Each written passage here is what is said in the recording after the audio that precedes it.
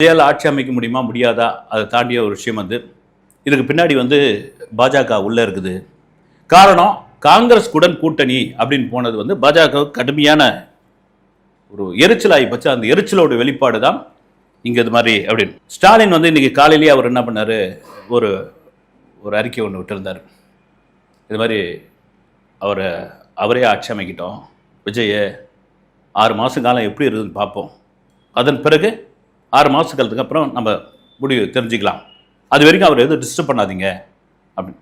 இதுக்கான காரணம் என்னன்னா, நீங்கள் மறுபடியும் விஜய் பெரும்பான்மையை நிரூபிக்காவிட்டால் இந்த ஆட்சி கலைக்கப்படும். கவர்னர் ஆட்சி உள்ளே வரும். கவர்னர் ஆட்சி உள்ளே வந்தால் 2 விஷயம் இருக்குது. ஒன்று என்னென்னா, நீங்கள் பிஜேபி உள்ளே வரக்கூடாது, பிஜேபி உள்ளே வரக்கூடாது, பிஜேபி உள்ளே வந்துடும் தொடர்ச்சியாக அதை தான் பேசிக்கிட்டு இருக்கீங்க. இன்னி வரைக்கும் அதை பேசிக்கிட்டு இருக்கீங்க. மக்களே என்ன நினச்சிப்பாங்கன்னா, என்னப்பா எப்போ பார்த்தாலும் பிஜேபி உள்ளே வந்துடும், பிஜேபி உள்ளே வந்துடும். இந்தியாவில் 18 மாநிலங்களில் பிஜேபியோட ஆட்சி தான் நடந்துக்கிட்டு இருக்கு. இங்கே பாருங்க, வெஸ்ட் பெங்காலில் திரிணாமுல் காங்கிரஸுடைய கோட்டை இதிலிருந்து ஒரு செங்கலை கூட உருவ முடியாது அப்படின்னு ஆணவத்தோடைய உச்சத்தில் பேசி கொண்டிருந்த மம்தா பானர்ஜி, ஒரு சின்ன குழந்தைங்க அடம் பிடிக்கல, பொம்மையை நான் கொடுக்க மாட்டேன்ற மாதிரி, உன் பதவியே போயிடுச்சு, ராஜினாமா பண்ணிட்டு போமான்னா நான் ராஜினாமா பண்ண மாட்டேன்னா எந்த மாதிரி ஒரு மனநிலை பாருங்க. அங்க மக்களை வெறுத்துட்டாங்க.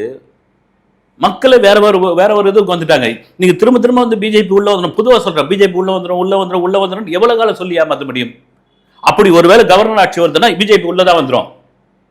அப்புறம் நீங்க என்ன பண்ண போறீங்க? இப்போ நீங்கள் இப்போ விஜய் தான் மெஜாரிட்டியில் இருக்கிறாரு.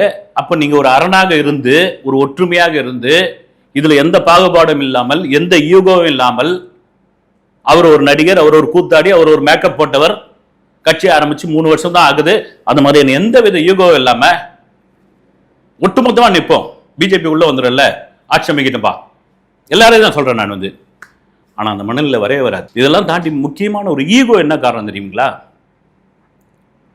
நாம் இந்த வரிசையில் உட்காந்துருந்தோம், எதிர் வரிசையில் நாம் உட்காந்து சொல்லி ஆகணும்ல, மாண்புமிகு முதலமைச்சர் அவர்களே, மாண்புமிகு பேரவைத் தலைவர் அவர்களே, மாண்புமிகு முதலமைச்சர் அவர்களே, இந்த மாண்புமிகு முதலமைச்சர் அவர்களே அப்படின்ற ஒரு விஷயத்தை, அப்படின்ற ஒரு பேச்சை விஜயை பார்த்து சொல்லணுமா?